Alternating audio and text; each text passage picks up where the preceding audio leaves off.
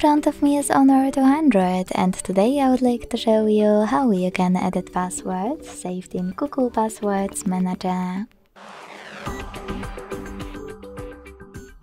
Begin by launching Settings and scrolling down to access Google.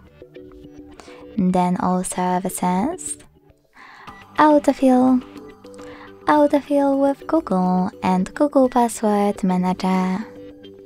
Following that, tap on any password to edit, enter your screen lock, hit Edit button and type in whatever you want to.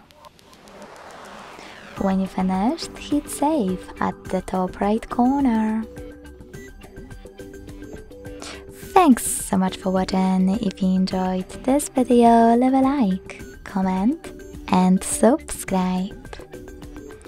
Bye!